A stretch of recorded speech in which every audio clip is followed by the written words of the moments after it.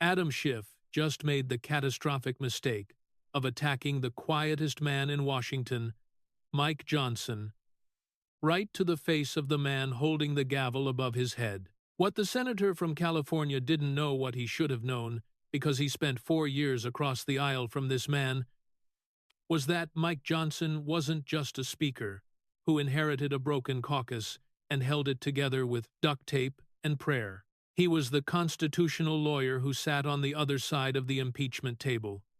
He was the defense attorney who read every page of every exhibit Schiff presented to the American people as evidence. He watched Schiff's performance not from a television screen, not from a cable news panel, not from Twitter, but from 6 feet away with a legal pad and a highlighter and a copy of the Federal Rules of Evidence that had been studying since he was 23 years old at LSU Law. And now the man who performed impeachment was standing in the well of the House looking up at the man who defended against it. And the man who defended against it was holding the gavel. Schiff didn't know what was coming, but he should have. Before we get into what happened next, if this is the kind of content that makes your blood pump, go ahead and hit subscribe. We're just getting started. The Government Reform and Accountability Act had been on the House floor for 6 hours.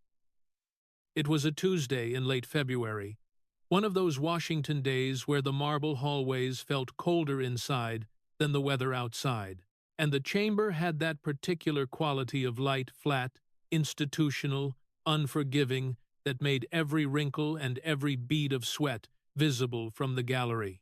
Speaker Mike Johnson sat in the Speaker's chair, slightly elevated above the well of the House, as he had for hundreds of hours since the most improbable speakership in modern American history began. He wore a navy suit, white shirt, no pocket square. His tie was burgundy. His reading glasses sat on the bridge of his nose, and he was reviewing amendments on a tablet, occasionally making notes in the margins of a printed copy with a blue pen. He looked, as he always looked, like a man who had been accidentally promoted to a job too big for him until you watched him work it. The irony of Mike Johnson was that he looked ordinary. He looked like the guy at your church who volunteered to run the soundboard. He looked like the father who showed up to every soccer game 20 minutes early with a folding chair and a thermos of coffee. He looked like the kind of man you'd ask to notarize something because he just seemed trustworthy, and that was the problem for anyone who underestimated him. Because underneath the Sunday school manners and the soft Louisiana accent was a constitutional lawyer who had argued before state Supreme Courts, a man who had built his career at Alliance defending freedom, taking cases nobody else wanted, a first-generation college graduate whose father, a firefighter in Bossier City, had been permanently disabled in a fire when Mike was 12 years old. He watched his father nearly die, watched his mother work 2 jobs, watched everything his family had built get reduced to hospital bills and disability checks, and he never raised his voice about any of it. That was the thing people missed about Johnson. He didn't do volume, he didn't do theater, he did precision, quiet, constitutional, devastating precision. Senator Adam Schiff rose from the Democratic side of the chamber. He had been seated for most of the afternoon, whispering to staff, scrolling his phone, occasionally shaking his head at something a Republican colleague said during debate. But now he stood, adjusted his jacket, walked to the well of the House, the lowest point in the chamber, directly below the Speaker's chair, and requested recognition to speak. Johnson looked up from his tablet, adjusted his glasses, nodded. The gentleman from California is recognized. What happened next would be replayed 14 million times before midnight. Schiff didn't start with the bill. He didn't even mention the Government Reform Act. He planted his feet in the well, looked up at Johnson in the Speaker's chair, and went straight for the throat.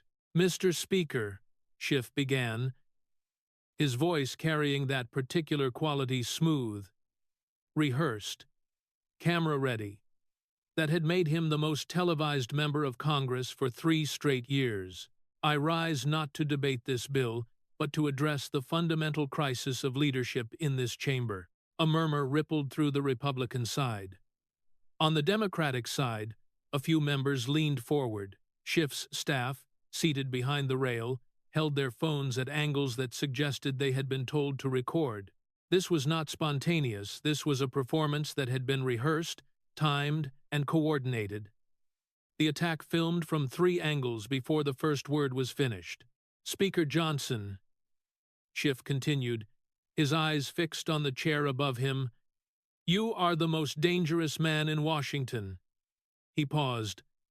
"Let it land. Let the cameras adjust. Let the C-SPAN operators switch to the split screen that showed both the accuser and the accused.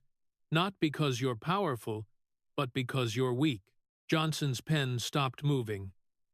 He did not look up. His hand remained on the tablet, frozen mid-notation like a man who had heard a sound in the distance and was deciding whether it warranted attention. "You don't lead the House. Donald Trump leads it through you.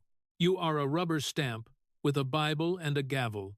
You helped overturn an election. You signed an amicus brief trying to invalidate millions of legally cast votes in states you don't represent, in elections you had no jurisdiction over." Schiff's voice was building now, finding the rhythm that had made him a cable news fixture, the cadence that had carried him through 423 documented television appearances during the Russia investigation alone.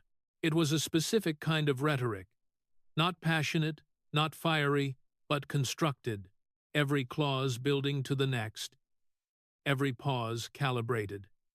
The performance of a man who had spent 2 decades learning exactly how long to hold a moment before releasing it. "You are not a constitutional lawyer, Mr. Speaker. You are a constitutional arsonist hiding behind Sunday school manners. You dress up extremism in khakis and a kind smile, and that combination of radical ideology and a weak over any MAGA loyalist screaming from the backbench." He pointed up at Johnson, an actual theatrical point. Finger extended, arm straight, the gesture of a prosecutor in a television drama, which in a sense was exactly what Adam Schiff had always been. "You are the man who is destroying this institution, and you're doing it so politely that half of America doesn't even notice." The Democratic side erupted. Applause. A few members stood. Someone shouted, "Tell him, Adam." A junior representative from Connecticut brought her hands together in slow, deliberate claps. The applause of someone who wanted to be seen applauding. Johnson sat perfectly still. His pen was on the desk. His hands were folded. His reading glasses were still on his nose. He looked to the gallery above like a man waiting for a traffic light to change. Like a man who had heard the weather forecast and was deciding whether to bring an umbrella, like a man who had been insulted before by people who mattered more and hit harder, and who had learned long ago that the only thing weaker than a weak man is a man who responds to every provocation as though it matters. The chamber waited. And then Mike Johnson did something he almost never did. He stood up. Johnson removed his reading glasses, folded them, set them on the desk beside the gavel. Then he leaned slightly toward the microphone. The chair will exercise its right of response. His voice was quiet, not whisper quiet, functional quiet. The kind of quiet that made people stop talking to hear what came next. The galleries, which had been buzzing, went still. "Senator Schiff," Johnson said, "thank you for that." A pause. "I mean that sincerely, because what you just did, standing in the well of this House, using the people's time, abandoning the people's business to deliver a personal attack on the chair, is exactly the behavior that makes what I'm about to say necessary." He reached beneath the desk and he pulled out a binder. It was not a new binder. It was not a prop. It was a 3-ring binder, navy blue, with a cracked spine and dog-eared pages, sticky notes in yellow and pink protruding from every edge, handwritten notes visible in the margins. It looked like it had been carried in a briefcase for years. "I've been waiting to have this conversation with you," Johnson said. He held up the binder. "Do you recognize this?"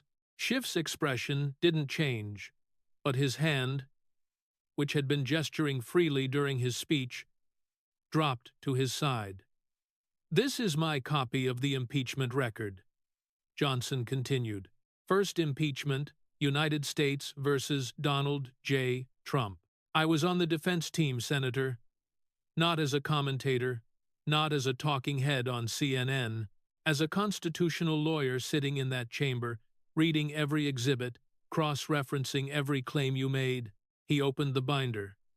The pages were dense with highlighting green, yellow, pink, and margin notes in small, neat handwriting. "I sat across from you, Senator, 6 feet away for weeks. I watched you present evidence. I watched you describe phone calls. I watched you characterize documents.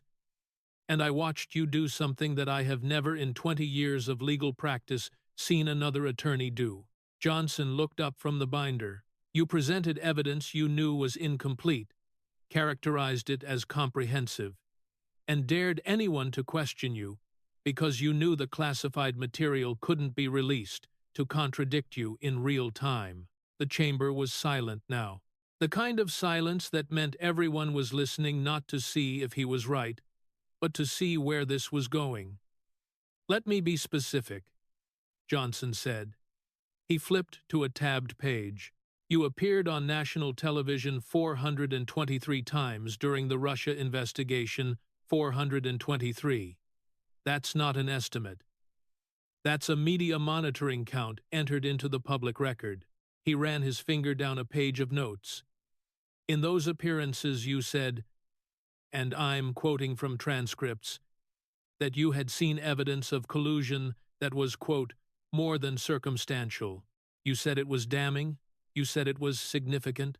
You used those words on CNN, MSNBC, CBS, CNBC, 423 times, Senator." Johnson closed the page, and then Robert Mueller filed his report, "No collusion." Then Inspector General Horowitz filed his report, found 17 significant errors and omissions in the FISA applications your committee defended. Then Special Counsel Durham filed his report, found that the FBI launched the investigation without proper basis. He set the binder down on the desk gently, like placing a Bible on a lectern. 3 independent investigations, Senator. 3. All of them conducted by career professionals. Not partisans, not Trump appointees, career investigators, and all 3 of them contradicted what you told the American people 423 times. Schiff shifted his weight. His left hand found the podium in the well, gripping it lightly. His expression hadn't cracked. The man had spent a career controlling his face on camera, but something around the eyes had tightened. The look of a man who expected a Sunday school response and was getting a cross-examination instead. "I was in that room, Senator," Johnson said. "I sat across from you, and I know, not from television, not from Twitter, but from first-hand experience as opposing counsel, that the evidence you presented was incomplete, misleading, and in at least 2 instances characterized in a way that no responsible attorney would have characterized it." Johnson didn't pause for effect. He didn't wait for the murmur to swell and die. He simply turned a page. "Let me move to the second article."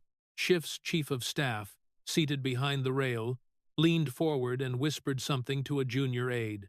The aide started typing on a phone. "On the 26th of September 2019, you sat in this chamber in the Intelligence Committee hearing room, to be precise. And you read aloud what you described as the substance of the phone call between President Trump and President Zelensky of Ukraine." Johnson's voice remained level. No inflection, no sarcasm. The delivery of a man reading a legal brief. What you read was not the transcript. It was not a summary. It was not a paraphrase. It was a fabrication. You invented dialogue. You added words the president did not say. You created a version of that phone call designed to be as incriminating as possible, and you read it into the congressional record of the United States. He looked directly at Schiff. When you were confronted, not by Republicans but by journalists. You called it a parody. A parody. Johnson paused. Let the words sit. Senator, I'm a constitutional lawyer. I have spent my career studying the documents that govern this nation. The congressional record is not a comedy club. It is the permanent record of the people's business. Every word entered into that record is preserved in the National Archives. Students read it. Historians cite it. Courts reference it. He leaned forward slightly. There is no parody exception to truth in official proceedings. The line landed like a gavel strike. On the Republican side, several members nodded. One clapped once, then stopped, as if remembering where he was. You inserted fiction into the permanent record of the United States Congress. Johnson continued. And when you were caught, you didn't apologize? You didn't request a correction? You didn't ask the clerk to strike your remarks? You called it parody. As though the congressional record is a Saturday Night Live script that you get to edit for laughs. Schiff's jaw tightened. He looked toward his staff. The aide was still typing. The chief of staff was on the phone now, cupping his hand over the receiver, whispering urgently. I want to be clear about what that means, Johnson said. Because this isn't a style point, this isn't a matter of political interpretation. The congressional record is a legal document. Federal courts cite it when interpreting legislative intent. When you fabricate content and enter it into that record, you don't just mislead the public. You contaminate the legal foundation that future courts will use to interpret the laws this body passes. Johnson tapped the binder. I noted it at the time. The 26th of September 2019. My note in the margin says, he read from the page. Schiff read fabricated transcript, called parody when caught. Congressional record compromised. He looked up. I wrote that 6 years ago, Senator. I've been carrying it since. Johnson set the binder aside. He placed both hands on the desk, leaning forward in the speaker's chair. The posture was new. Not aggressive, but deliberate. The posture of a man moving from argument to evidence. The third article concerns classified intelligence. The word classified changed the temperature. Members on both sides shifted. The gallery leaned in. In Washington, classified means someone might actually get hurt. Senator, you served as chair of the House Permanent Select Committee on Intelligence. In that role, you had access to the most sensitive intelligence the United States possesses. You sat in SCIFs, sensitive compartmented information facilities, where material is discussed that cannot be shared outside those walls. Johnson paused, removed his glasses again.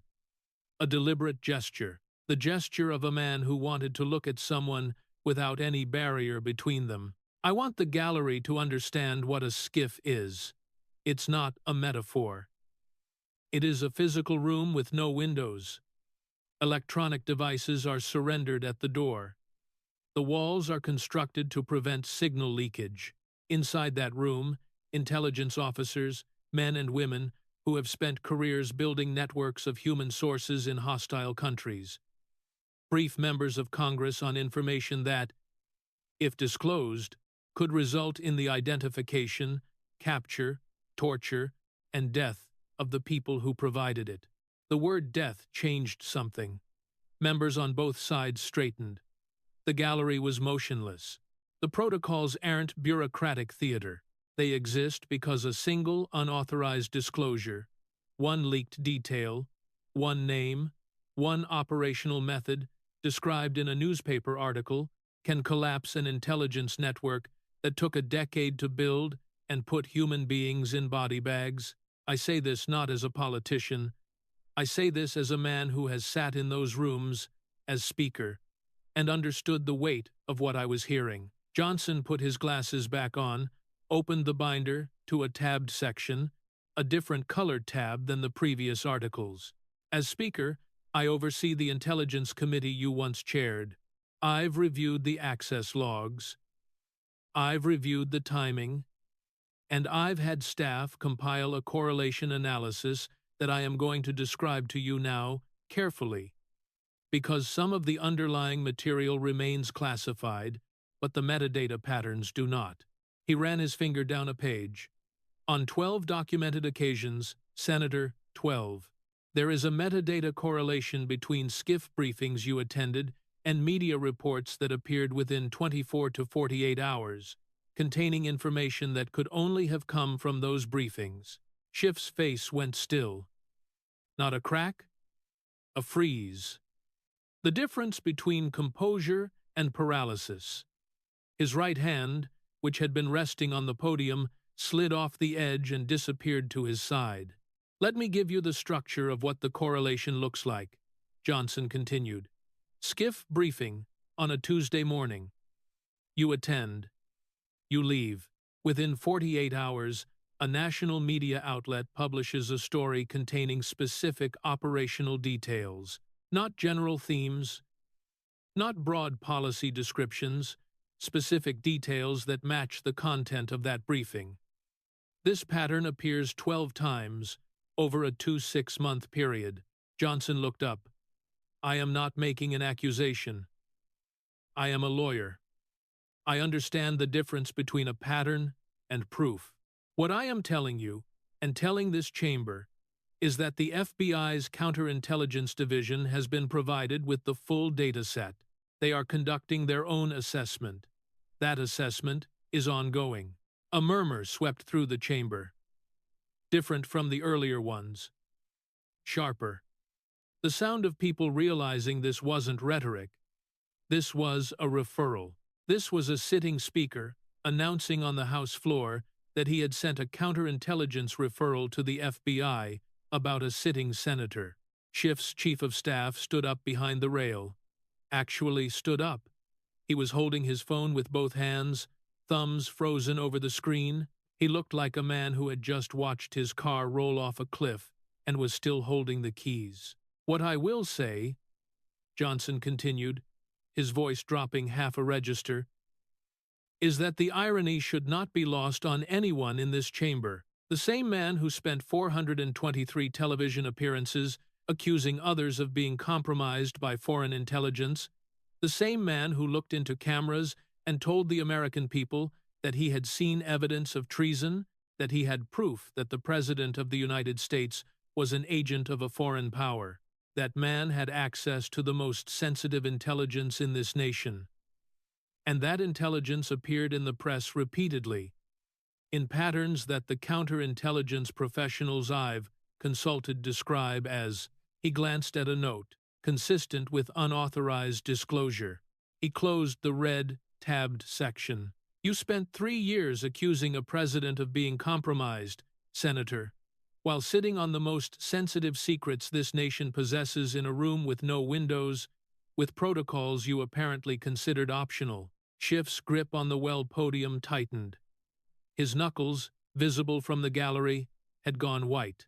He opened his mouth, the instinct of a man who had talked his way out of everything for 20 years, and then closed it. Not a dramatic closing, a mechanical one. The jaw moved, the lips parted, and then the machinery simply failed. No words came out.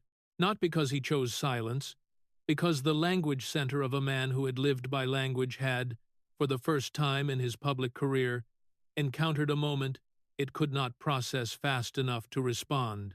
And that was the moment people in the gallery began to record. Johnson straightened. He removed a single sheet of paper from the binder. Not a page of notes, but what appeared to be a printed document, an FEC filing. The fourth article is the most difficult for me personally, Johnson said, because it involves a matter of conscience. His voice changed here, not louder, softer. The voice of a man in a church, not a courtroom. The voice of a father explaining something painful to his children. Senator, you received a campaign contribution of $2,700 from a man named Ed Buck. The name landed differently than the evidence. The evidence was Washington, this was human. Ed Buck was convicted of multiple federal charges, including distribution of methamphetamine resulting in death. 2 men died in his apartment. 2 human beings, Gemmill Moore and Timothy Dean, lost their lives. Ed Buck was sentenced to 30 years in federal prison. Johnson held up the FEC filing. You received $2,700 from Ed Buck. That donation is a matter of public record. What is also a matter of public record is the timeline. The first death in Ed Buck's apartment occurred in July 2017. The second death occurred in January 2019. Your campaign held Ed Buck's donation through both of those deaths. The chamber was completely silent. Not the political silence of anticipation, the human silence of discomfort. The silence of people who didn't want to hear what came next, but couldn't look away. I'm a man of faith, Senator, Johnson said. I believe in redemption. I believe people can change. I believe that we are all capable of mistakes, and that grace is available to everyone who seeks it. He set the FEC filing down, but he kept his hand on it. Fingers resting on the paper, not pressing, just touching it, the way a man touches a photograph of someone who isn't coming back. But redemption requires acknowledgement. It requires the courage to say, I was wrong. I should have returned that money. I should have spoken about those men. I should have put conscience above convenience. Johnson paused. When he spoke again, his voice had dropped, not for dramatic effect, but the way a voice drops in a church when someone is saying something they actually mean. Gemmill Moore was 26 years old. He kept a journal. In that journal he wrote about Ed Buck. He wrote about what was happening to him, and then he died in Ed Buck's apartment. That was July 2017. The chamber was so quiet that the ventilation system was audible, the soft mechanical hum of air moving through a building that was built before air conditioning existed. Timothy Dean was 55 years old. He died in the same apartment. January 2019. The same apartment, the same man. And between those 2 deaths, between a 6-year-old writing in a journal about what was being done to him and a 5-year-old dying in the same location, your campaign held Ed Buck's money. Johnson looked at Schiff. Not with anger, not with triumph, with something closer to sadness. The genuine, unperformable sadness of a man who had spent his life in churches where people talked about the least of these, and who understood that the least of these sometimes died in apartments in West Hollywood while politicians counted their donations. You have never acknowledged that you took money from a man who killed 2 people. You have never spoken their names, Gemmill Moore, Timothy Dean, in any public forum, not in a press release, not in a floor statement, not in any of your 423 television appearances. You held $2,700 while families buried their sons, and you said nothing.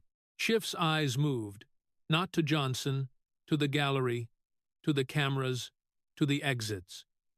The calculation was visible. The instinct of a man looking for the escape route, the talking point, the reframe.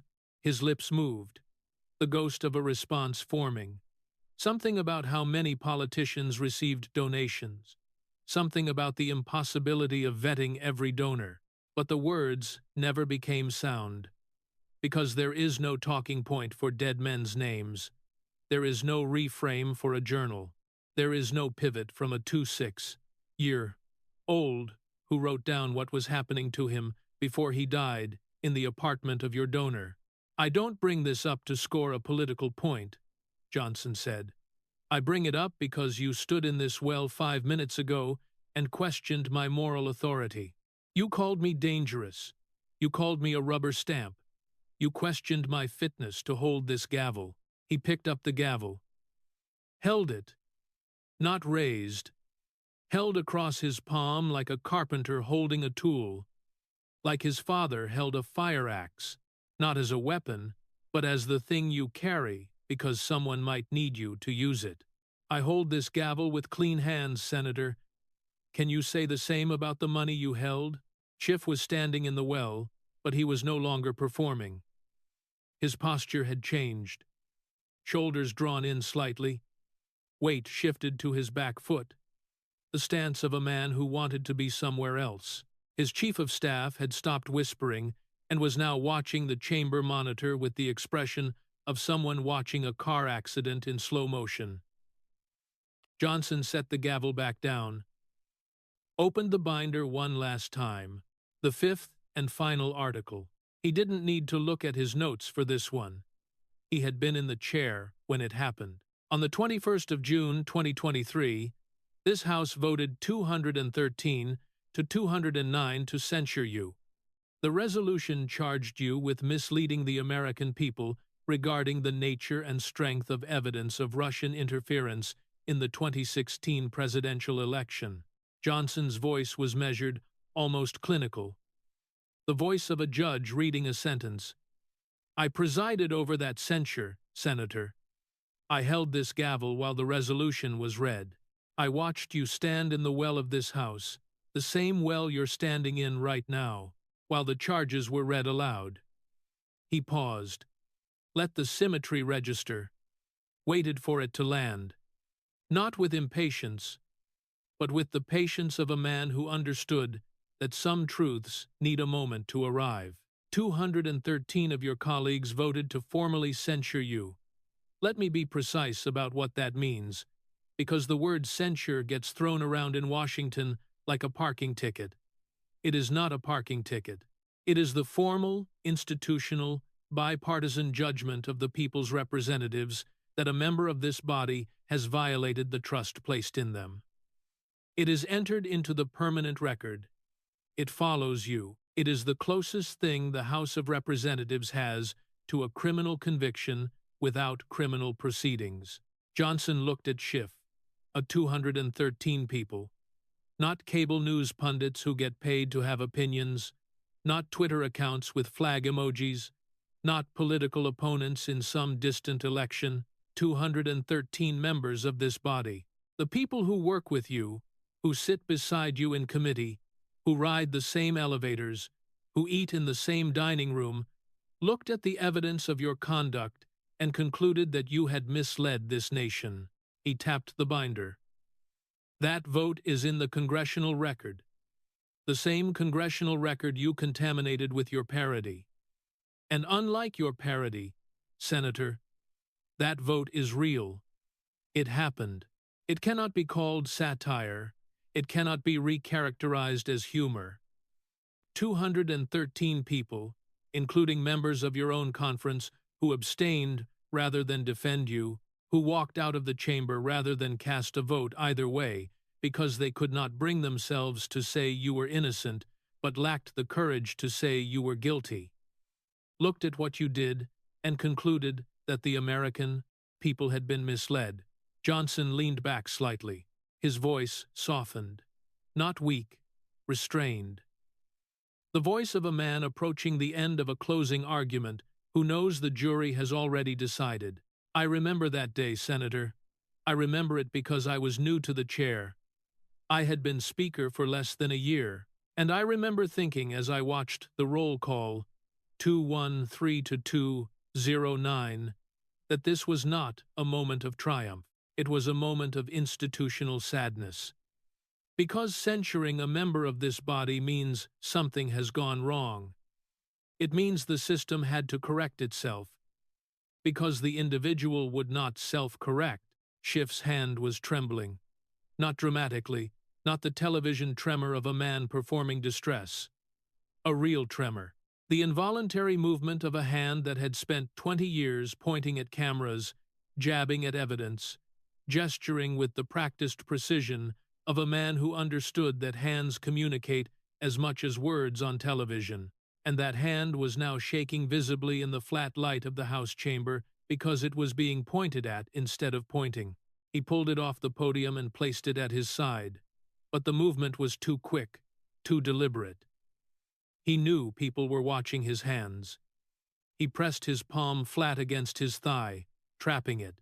"Today you're standing in the same spot," Johnson said. "The same well, the same marble, the same chamber, and the charges are worse."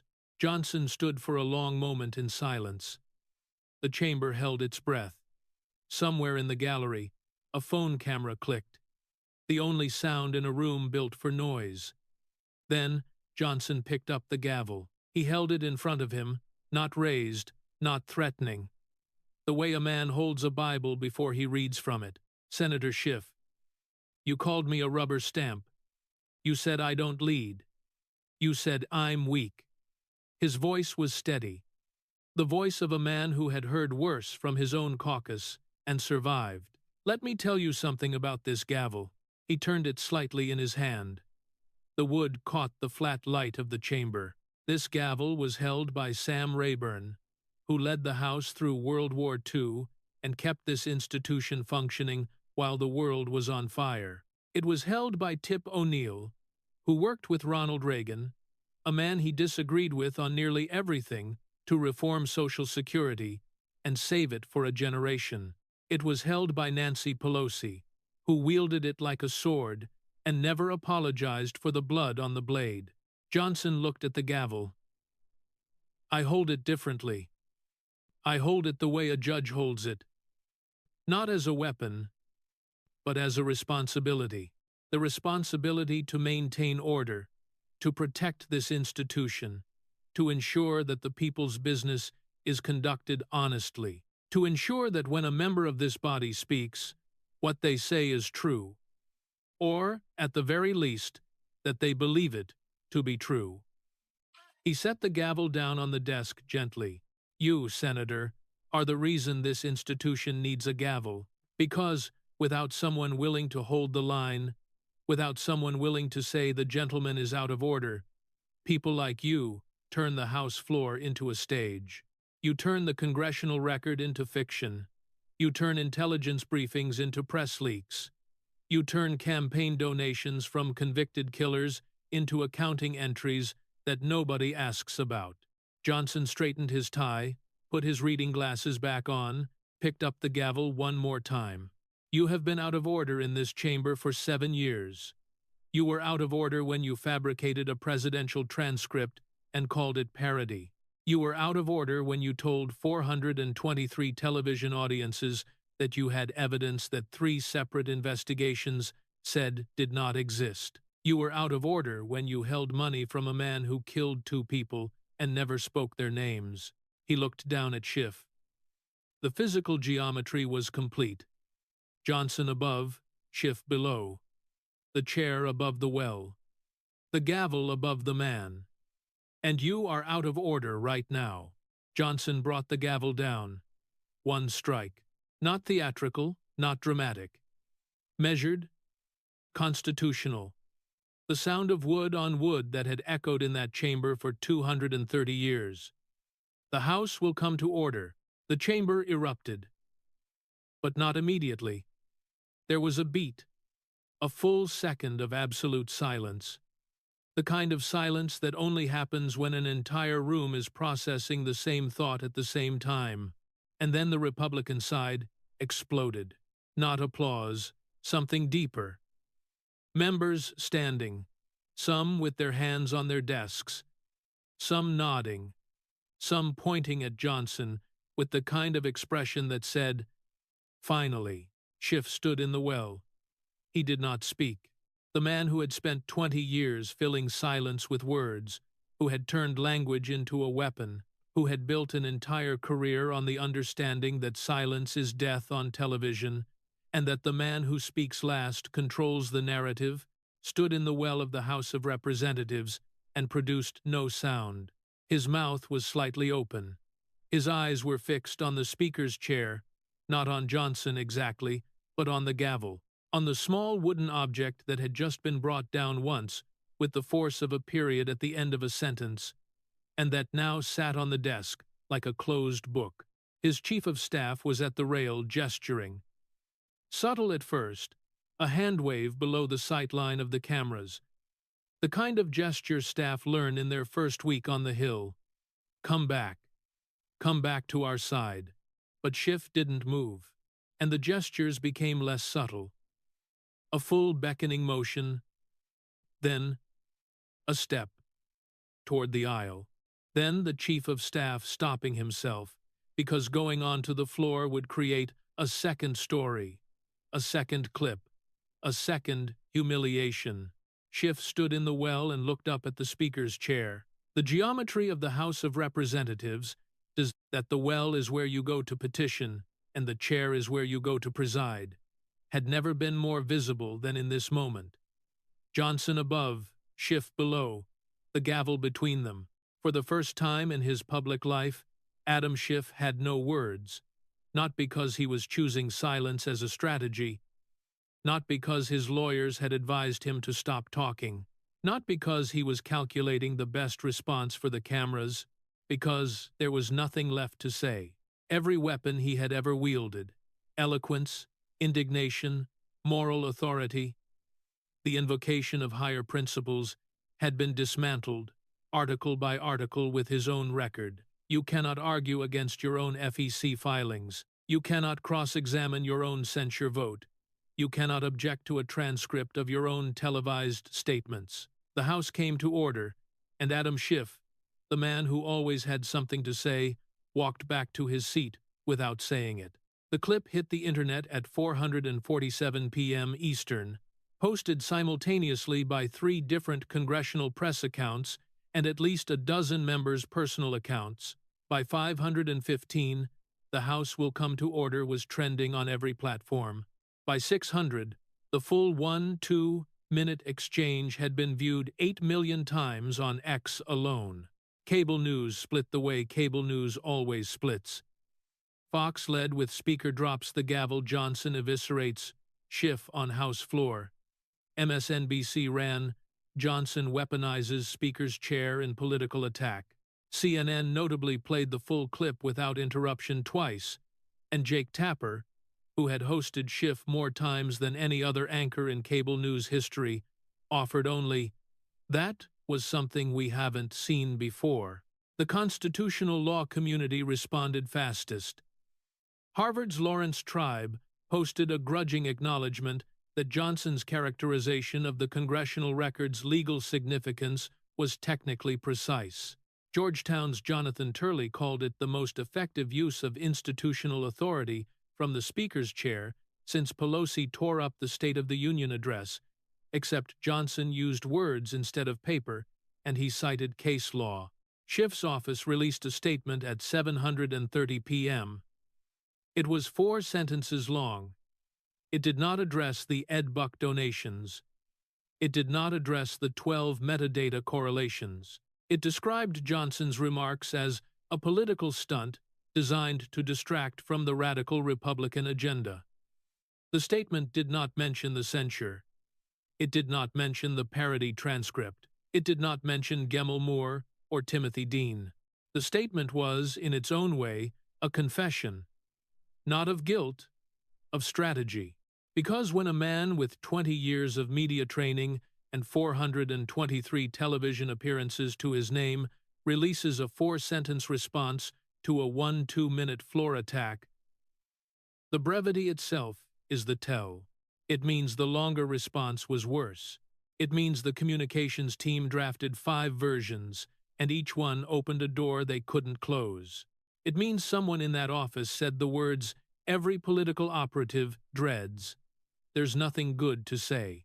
By 8:00 p.m., 3 separate Democratic strategists had appeared on background in Politico to say that Schiff had walked into a buzzsaw he should have seen coming.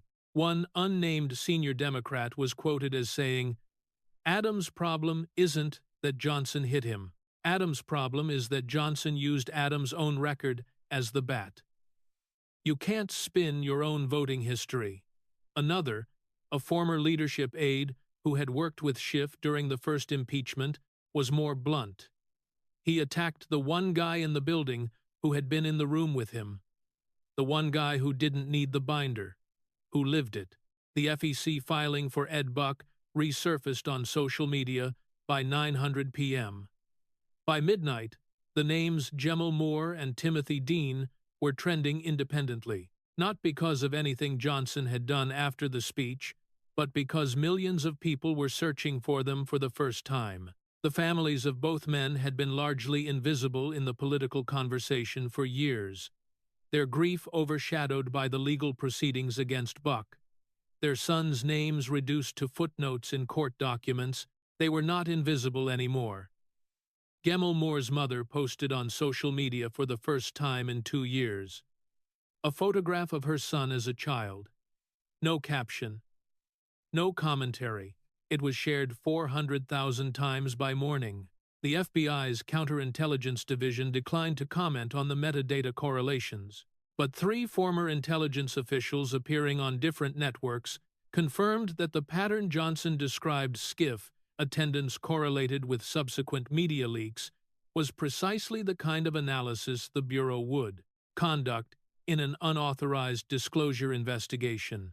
One former CIA officer speaking on CNN said simply, "If the data is accurate, and the speaker seems confident it is, this is not a political problem for Senator Schiff. This is a legal one." Schiff canceled 2 scheduled media appearances the following day. His press secretary cited scheduling conflicts. But the Senate hallway cameras caught Schiff arriving at his office at 7:15 a.m., an hour earlier than usual, entering alone and closing the door. He did not emerge for scheduled votes until late afternoon. When he finally appeared on the Senate floor, he moved differently, quicker, head down, the gait of a man crossing an open field under fire. A junior senator from the Midwest tried to approach him near the cloakroom. Schiff walked past without acknowledgement. Johnson, for his part, did not do a victory lap. He held his regular Tuesday press conference, took questions about the Government Reform Act, and when asked about Schiff, said only, "I said what needed to be said. The House is back to work." A reporter pressed, "Mr. Speaker, do you think Senator Schiff should resign?" Johnson adjusted his glasses. The gesture was so habitual, so unconscious, that it had become a kind of signature, the pause that wasn't a pause, the movement that bought a half-second of thought while appearing completely natural. That's between Senator Schiff, his constituents, and his conscience. He picked up his binder, the same dog-eared highlighted binder from 2019, tucked it under his arm the way his father used to tuck a logbook after a shift at the firehouse, and walked back to his office. In Bossier City, Louisiana, a man named Randy Thibodeau sat in a recliner in a living room that hadn't been redecorated since 1994. The television was tuned to Fox News. The volume was high. Randy's hearing wasn't what it used to be, hadn't been since the accident at Station 4. The one that also took most of the feeling in his left hand and put his best friend Gary Johnson in the burn unit for 4 months. Gary Johnson, Mikey's father. Randy had known Mike Johnson since the boy was in diapers, had watched him grow up in a house where the bills came in red envelopes and the prayers came every night regardless, had watched him carry his father's firefighter helmet to school for show and tell in 3rd grade, the year after the fire, the year Gary came home with bandages on 60% of his body and a disability check that didn't cover half the mortgage. Randy watched the clip 3 times. The first time he watched it like a citizen, listening to the words, following the argument, nodding at the constitutional points he understood, and squinting at the ones he didn't. The second time he watched it like a friend, noticing the way Mikey held the gavel, the same way Gary held a wrench, steady and purposeful, no wasted movement. Noticing the way Mikey's voice stayed level, the same way Gary's voice stayed level when he was telling the new volunteers how to enter a burning building. Calm, because panic kills. The third time he watched it like a man who understood what it cost. Because Randy knew something that the cameras didn't show, and the pundits didn't discuss, and the 14 million viewers would never know. He knew that Mike Johnson had learned quiet authority from a man who screamed once, the ceiling beam came down, and then never raised his voice again. Not because he couldn't, because he understood that the loudest thing in any room is the man who doesn't need to shout. Randy picked up his phone. He didn't call Mike. The boy was busy, always busy. And besides, Randy wasn't the kind of man who called to say congratulations. He texted Gary. 3 words, your boy's good. 2 minutes later, Gary Johnson, 67 years old, retired, still wearing the compression sleeve on his left arm, still going to physical therapy twice a week, texted back. He held the line. Randy set his phone down, turned off the television, walked to the kitchen, and poured himself a glass of sweet tea. The same way Head poured 1,000 glasses of sweet tea in this kitchen, the same way Head pour 1,000 more. Some men shout, some men whisper, and some men just do their job. Hold the thing they've been given, and trust that steady hands matter more than loud voices. Mikey Johnson never shouted, not when his daddy was in the hospital, not when his mama was working double shifts, not when his party couldn't agree on a speaker, and he became the last man standing in a room full of men who wanted the job more than he did. Not today. He just held the gavel, and he brought it down. At LSU Law School in Baton Rouge, Professor Catherine Merrow was halfway through her Tuesday afternoon constitutional law seminar when her teaching assistant's phone buzzed. Then another student's phone buzzed. Then 3 more. Professor Merrow paused mid-sentence. She had been explaining Marbury versus Madison for the 43rd time in her career, and she was frankly grateful for the interruption, and looked at the class. Someone want to tell me what's more important than judicial review? A second-year student in the 3rd row, DeAndre Williams, who had argued the winning side in last year's moot court competition, and who planned to clerk for the 5th Circuit, held up his phone. Professor, Speaker Johnson just cited the congressional record's legal standing in a floor argument against Senator Schiff, Hez calling it a contamination of the legislative record. Hez using Chevron framework language. Professor Merrow walked to the podium computer. She was 58 years old and had been teaching constitutional law at LSU since before Mike Johnson graduated. She had her sect, taught Mike Johnson. Con Law 2, Spring Semester 1998. He had been a quiet student who sat in the 4th row, took meticulous notes, and asked precisely 2 questions per class, both of which were better than anything she could have scripted. She pulled up the clip. 12 minutes. She played it from the beginning.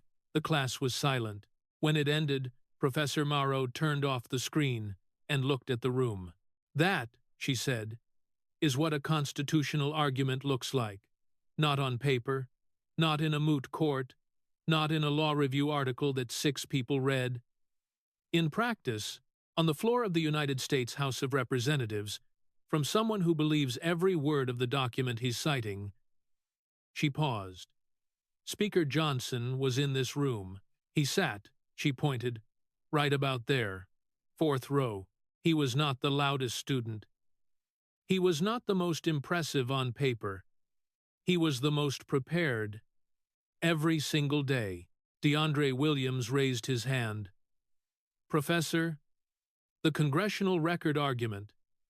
Is he right? Can fabricated testimony entered into the record actually contaminate legislative intent analysis? What do you guys think? Was Mike Johnson's use of the congressional record and the binder the ultimate political checkmate? Or is this just another brutal chapter in the endless Capitol Hill wars? Let me know your thoughts in the comments down below.